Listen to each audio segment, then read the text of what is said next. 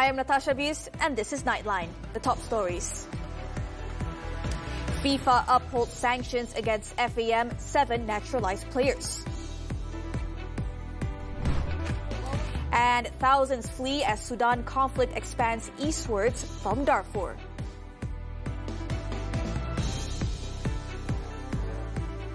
Good morning. We begin the bulletin with this story. The FIFA Appeal Committee has upheld the sanctions imposed by its disciplinary committee against the Football Association of Malaysia, FAM, and 7 heritage players for breaches related to forgery and falsification under Article 22 of the FIFA Disciplinary Code. The decision was announced through a statement issued late on Monday. FIFA Appeal Committee Chairman Nick Eggleston said the decision to dismiss the appeal and to confirm in its entirety the following sanctions imposed upon FAM and the 7 players was made after analyzing the submissions and conducting a hearing. FAM has been ordered to pay a fine of 1.8 million ringgit to FIFA. The players Gabriel Palmeiro, Facundo Garces, Rodrigo Holgado, Imanol Machucha, Joao Figueiredo, Johnny Razabal and Hector Hevel were fined 10,400 ringgit each. The players have also been suspended for 12 months from all football-related activities. FAM and the players have been notified of the terms of the decision and have 10 days to request a motivated decision. The parties involved also have 21 days to make a possible appeal before the Court of Arbitration for Sport, or CAS.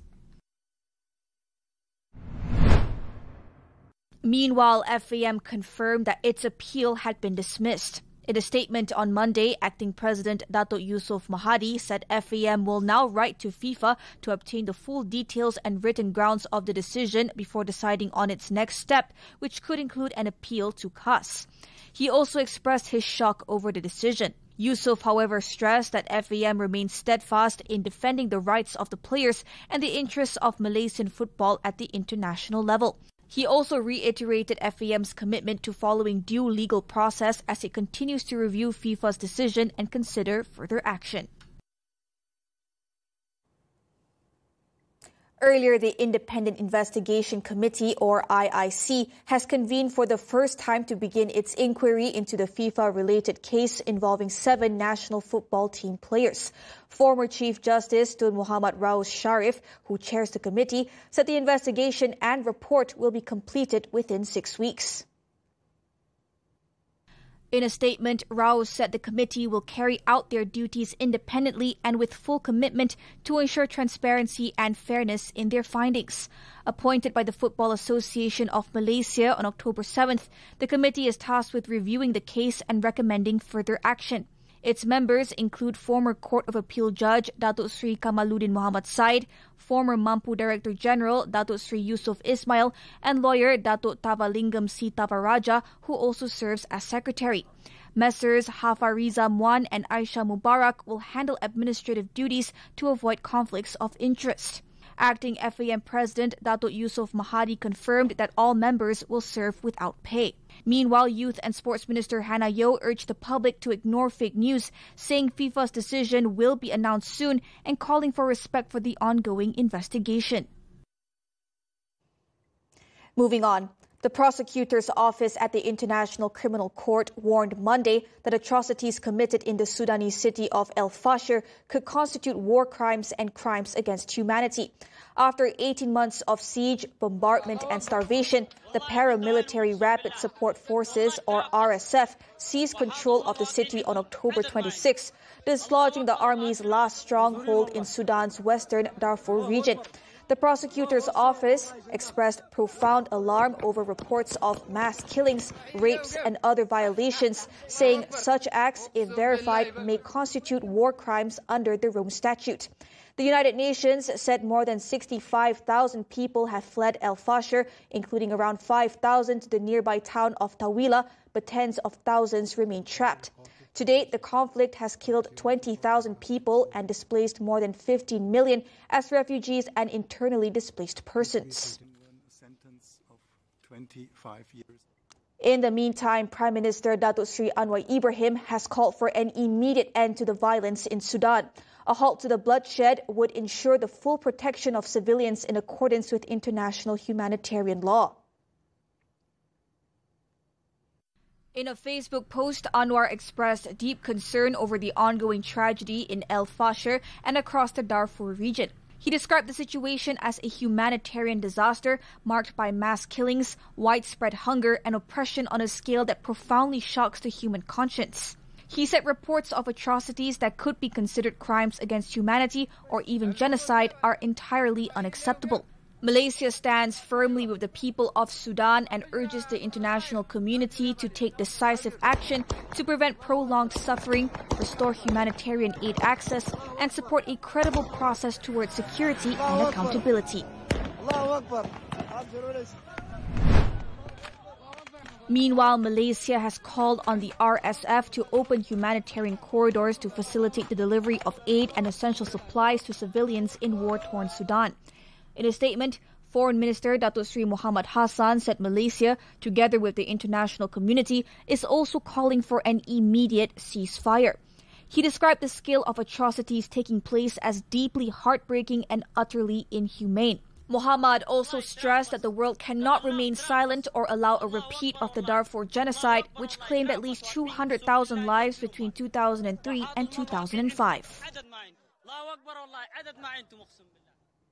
Yang di-Pertuan Agong Sultan Ibrahim Sultan Iskandar has arrived safely in Saudi Arabia to begin a 4-day state visit to the kingdom.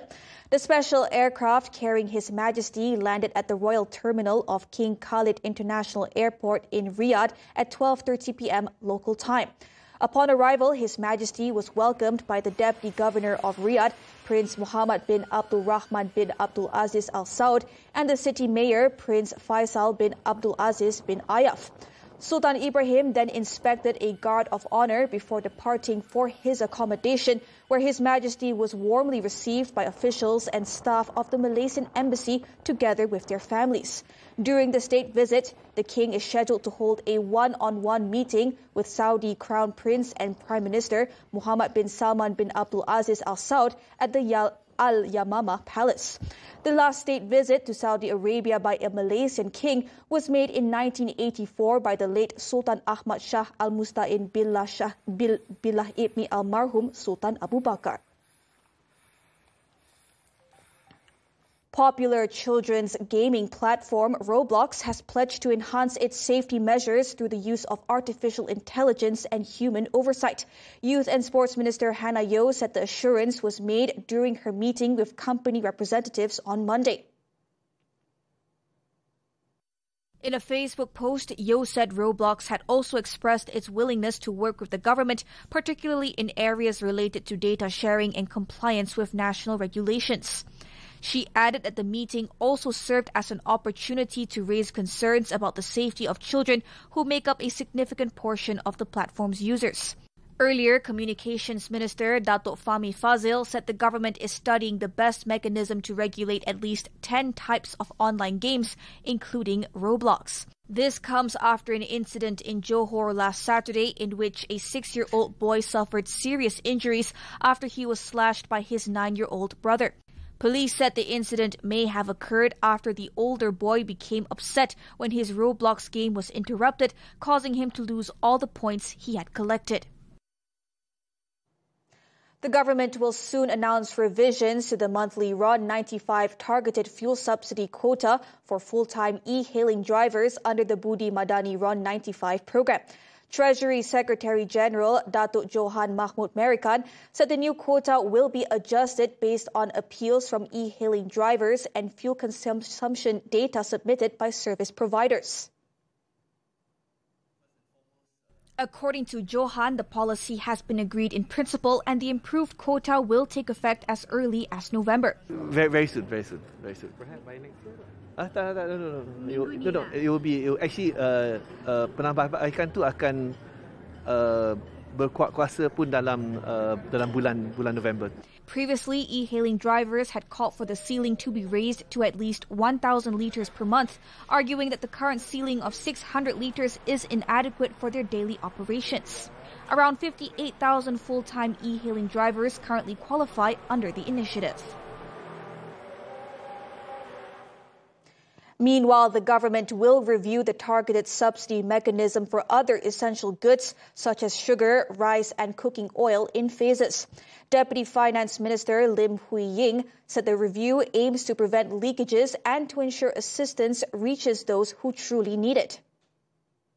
Buat masa ini, keutamaan kerajaan adalah memastikan kelancaran pelaksanaan program penyasaran subsidi bahan api seperti diesel dan Budi 95 sebagai asas kepada penstrukturan subsidi yang lebih menyeluruh. Speaking at the Dewan Rakyat on Monday, Lim said the government's current priority is to ensure the smooth rollout of the targeted diesel and Budi 95 programs. She added that the government would also ensure the availability of affordable essential food items at every Jualan Rahmah Madani program nationwide. The government will make it mandatory for all concession companies carrying out road maintenance works nationwide to implement an external audit system. Works Minister Datuk Sri Alexander Nantalinggi said the new measure will form part of the updated terms in upcoming maintenance contracts. Speaking at an event in the capital on Monday, Nanta noted that most existing concession agreements are due to expire next year, making it timely to introduce stricter standards. Kita minta dari luar membantu buat external auditor supaya kita pastikan kerja-kerja yang dibuat itu adalah dalam siap dengan kadar yang terbaik. Nanta added the external audit system will provide a more objective assessment of the quality and transparency of maintenance work, while strengthening accountability, efficiency and governance across the sector.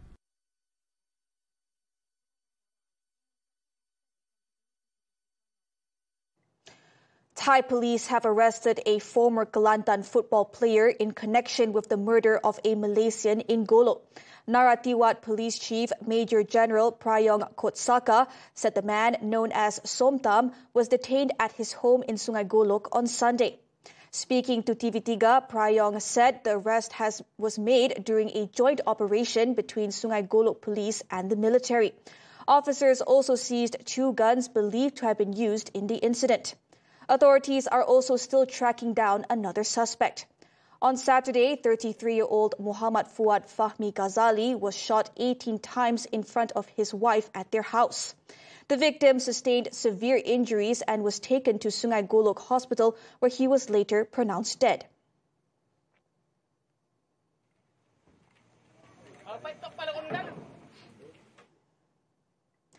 Meanwhile, Kelantan Football Association KAFA Secretary General Husin Deraman said the suspect had previously featured for the Kelantan team in 2014 and 2018. The 31-year-old, however, retired from professional football in 2020.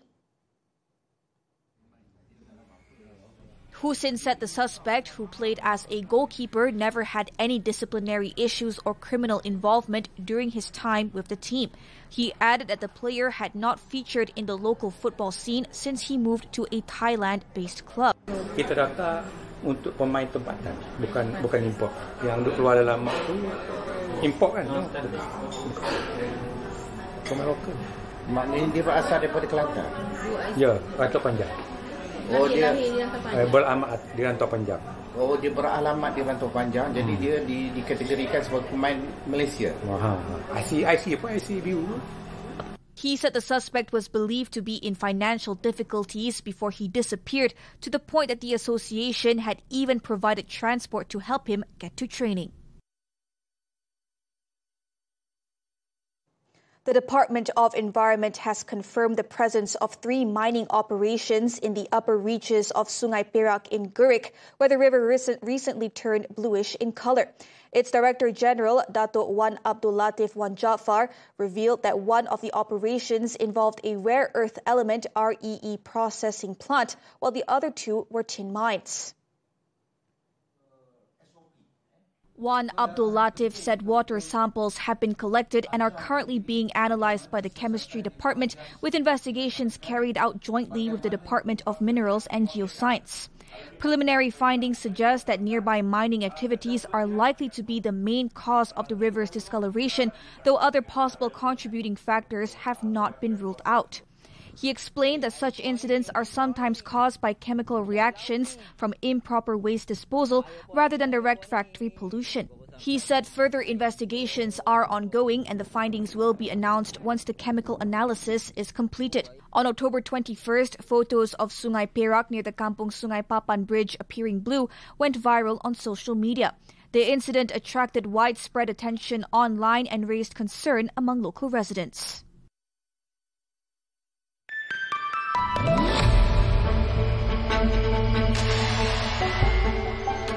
Foreign investors continued their net selling of shares on Bursa Malaysia for the fourth straight week. According to MBSB Investment Bank, net outflows spiked to 884.6 million ringgit, up from 14.6 million ringgit in the previous week. The top three sectors that recorded net foreign outflows were financial services, healthcare, and utilities. Meanwhile, the top three sectors that recorded net foreign inflows last week were plantation, technology, and telecommunications and media. Local institutional investors continued their net buying, totaling 812 million ringgit. Retail investors also returned to net buying, recording 72 million ringgit after 7 straight weeks of net selling. U.S. President Donald Trump has said that NVIDIA's most advanced AI chips will be reserved for American companies and kept out of China and other countries.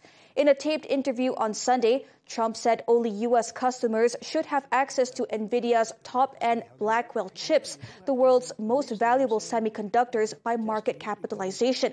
The remarks signal possible tougher export restrictions than previously indicated, potentially barring China and other nations from accessing cutting-edge U.S. technology. In July, his administration unveiled an AI blueprint to boost exports to allies while maintaining an edge over China. Last week, NVIDIA announced plans to supply over 260,000 Blackwell chips to South Korea, including to tech giants like Samsung Electronics.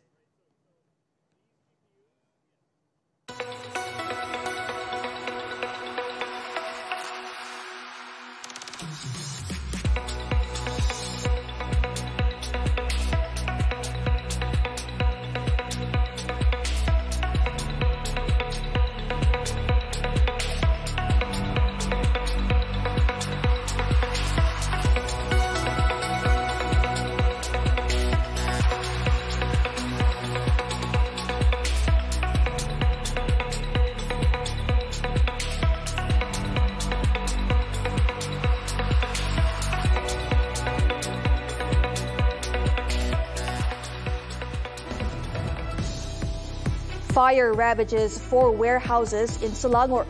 This and more after this breather.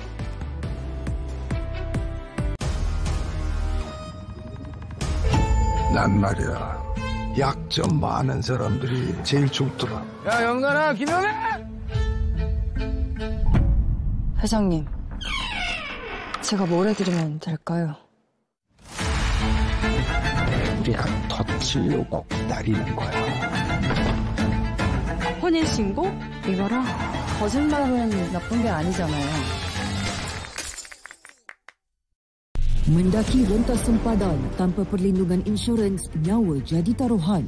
Nama arwah ni tak ada dalam senarai. Lepas tu insurans pula diambil cukup-cukup 3 hari. Bila berlaku sebarang kemalangan ni, kita tak dapat nak bantu dia. Puncak Gunung Liang, saksi perjalanan terakhir mangsa.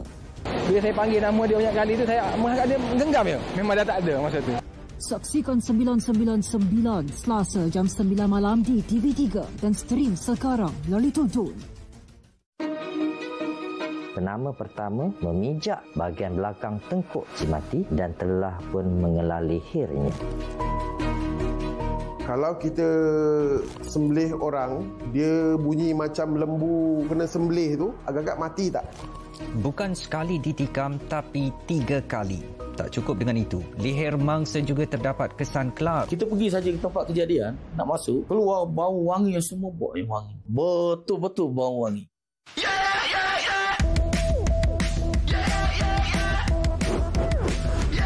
Bersangka buruk dia tidak baik. Kutuk-kutuk depan. Selalu kena kecam dengan netizen. Jangan main fitnah je netizen. Kalau berani buat lah. Gaduh. Tak, bukan. Saya pun nervous juga. Kita pun dah happy ending. Jangan lupa saksikan Melodi setiap hari Khamis pukul 9 malam di TV3. Dan stream juga melalui tonton. A massive blaze destroyed 4 textile storage warehouses near Sungai Buloh, Selangor on Monday. The fire also caused 5 workers to suffer from breathing difficulties. Firefighters were alerted to the incident at around 9:50 a.m. A total of 60 personnel from the Sungai Buloh, Selayang, Bukit Jelutong and Damansara fire stations were deployed to the scene. Sungai Buloh Fire Station Chief Azmil Kamarudin said the firefighting efforts were hampered by the large amount of fabric and other flammable materials in the warehouses. Cuma kita ada sikit kekangan dari segi satu cuaca angin yang kuat, lepas tu ada sikit masalah sumber air. Jadi kita telah menjalankan 2 teknik pemadaman, 2 belah pihak. Sebelah sini kita tengok kita ada bentang hos sebanyak lebih kurang 300 kaki dengan 2 aliran. The 5 workers suffered breathing difficulties due to smoke inhalation and were treated at the scene by Health Ministry medical personnel. No fatalities were reported. 90% of 3 of the warehouses were destroyed, while the 4th depository saw damage to 10% of its structure. The cause of the fire and estimated losses are still under investigation. More than 500 types of unregistered medicines, most containing anabolic steroids worth about 3 million ringgit, were seized in raids conducted by health authorities in Selangor. 7 individuals were arrested, including a local married couple in their 30s, during the joint operation conducted by the Health Ministry's Pharmacy Enforcement Division and the Selangor Health Department. The raids, which began at 9 a.m. on Monday, targeted 5 premises in Bandar Puteri Bangi and Klang, believed to have been used as storage and distribution centers for unregistered health products sold through social media platforms. Pharmaceutical Enforcement Division Director Muhammad Zawawi Abdullah said the premises were found to be linked to one another. Some customers had also purchased the products directly from these locations. He added that the medicines, likely to have been smuggled into Malaysia for sale in the local market, were priced between 100 and 500 ringgit each. Several of those arrested are believed to be part of the same syndicate that had been selling the medicines illegally since 2020. Selling or possessing unregistered drugs is an offence under the Control of Drugs and Cosmetics Regulations and the Sale of Drugs Act, and is punishable by fines of up to 25,000 ringgit or 3 years imprisonment for individuals and up to 50,000 ringgit for companies. Kedah police have foiled an attempt to smuggle in 112.4 kilograms of ganja buds worth an estimated 4.04 million ringgit. State Police Chief Dato Azli Abu Shah said the seizure was made after authorities intercepted a luxury MPV along the North-South Expressway near the Sungai Dua Toll Plaza in Pulau Pinang last Wednesday. Audsley said a 24-year-old local man believed to be a transporter was arrested during the 2:30 p.m. operation. A search of the vehicle's rear compartment uncovered 4 large boxes wrapped in black plastic containing 204 transparent packets of ganja buds. Preliminary investigations revealed the suspect had rented the vehicle before traveling to Chuping Perlis, where 3 syndicate members loaded it with the drugs before instructing him to transport the haul to Kuala Lumpur. The syndicate has been active since early October, smuggling drugs via minor trails along the border. The suspect is believed to have been promised 18,500 ringgit for the delivery. Police are currently tracking down the remaining syndicate members.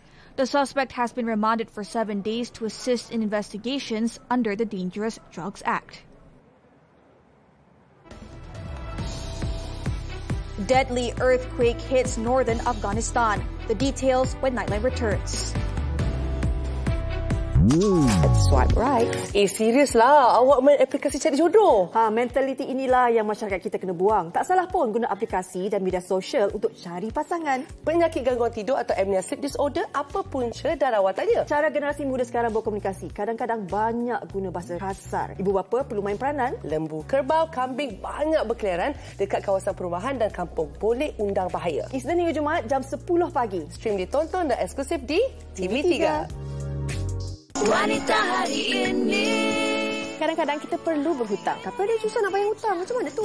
Siji loro telu papat. Bukan belajar bahasa Jawa tapi menu Jawa. Berkongsi masalah rumah tangga sekarang ni macam dah dinormalisasikan. Menang hari ini tapi apakah kesan pembesaran terhadap anak-anak? Permainan video itu seronok tapi mengundang bahaya. Juga perbincangan mengenai virus HPV Khamis ini. Awak, adakah perkahwinan tanpa zurat itu mampu pertahankan cinta? Kenapa tidak? Lain orang, lain rezekinya. Semuanya di Wanita Hari ini TV3 dan stream sekarang melalui Tonton.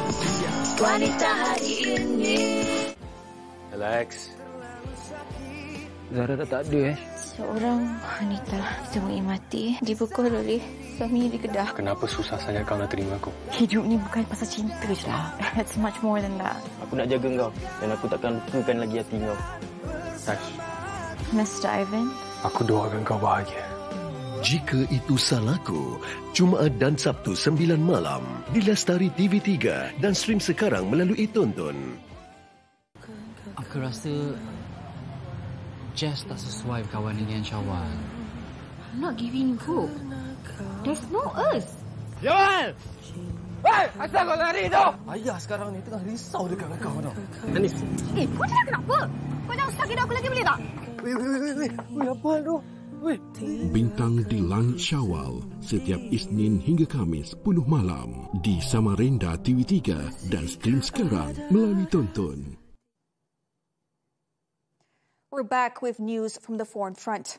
At least 20 people were killed and over 500 others injured after a 6.3 magnitude earthquake struck near the northern Afghan city of Mazar-e-Sharif early Monday. The U.S. Geological Survey said the quake hit just before 1 a.m. local time at a depth of 28 kilometers near the area, which has a population of about 523,000. The quake also disrupted power across the country, including in the capital, Kabul. Officials warned the death toll could rise as rescue teams reached remote villages in the worst-hit provinces of Balkh and Samangan. The quake also damaged parts of the Blue Mosque, Mazar-e-Sharif's holiest shrine, believed to be the burial site of Prophet Muhammad's cousin and son-in-law. The disaster adds to the challenges facing Afghanistan's Taliban administration, already struggling with falling foreign aid, mass refugee deportations, and the aftermath of a deadly August earthquake. Prosecutors in the United Kingdom have charged a man with attempted murder after a mass stabbing on a train last Saturday. British Transport Police said on Monday that Anthony Williams from Peterborough was charged with 10 counts of attempted murder, 1 count of actual bodily harm, and 1 count of possession of a bladed article in connection with the train attack.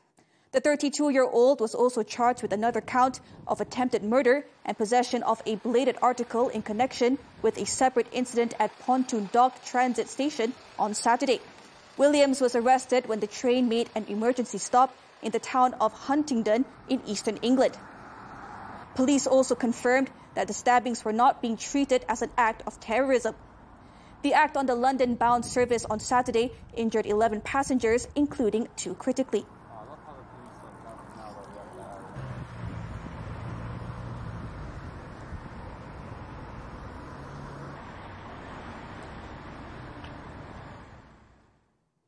Two young Palestinians were killed in separate incidents in the occupied West Bank early on Monday. WAF news agency reported that 19-year-old Ahmad Ruby al-Atrash was shot in the head at close range by an illegal Israeli settler at the northern entrance to Hebron. In another incident, Gaza's health ministry confirmed that 17-year-old Jamil Atif Hanani died from critical wounds after Israeli soldiers opened fire during an army raid in Beit Furik, east of Nablus. The Palestinian Red Crescent said he was shot in the chest and later pronounced dead in hospital. Meanwhile, the Zionist regime continued strikes on Khan Yunis in southern Gaza, bringing the death toll to 236 since the ceasefire. Thousands were evacuated from coastal provinces in the Philippines on Monday as Typhoon Kalmaigi bears down on regions previously hit by some of the country's deadliest storms. The National Weather Service said Kalmaigi is moving towards Leyte Island, packing winds of up to 120 kilometers per hour and gusts reaching 150. Officials noted that evacuations are underway in Palo and Tanawan, with thousands more moved from neighboring Samar Island, where 3-meter storm surges are expected. It added that between 10,000 and 15,000 people have been relocated to safer areas over the past 2 days, and residents of Loreto have been urged to move to higher ground. With Calmegi, the Philippines has already reached its annual average of 20 storms, and 3 to 5 more could hit before the end of December.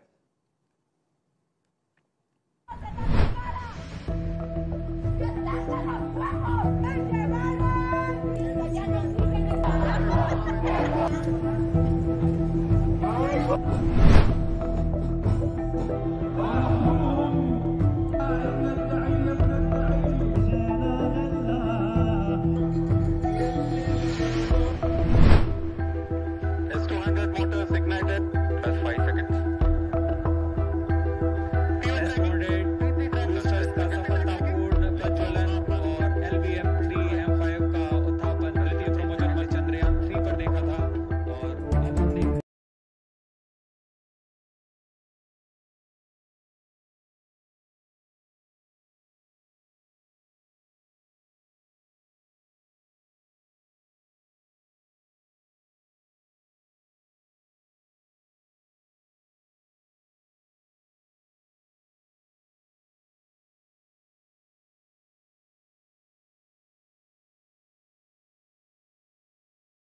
And that concludes Nightline this time around. Before we leave, let's look at how Tehran's Toy Museum is reviving childhood memories through a nostalgic showcase of vintage toys from across generations. With that, I'm Natasha. Thank you for watching and stay safe.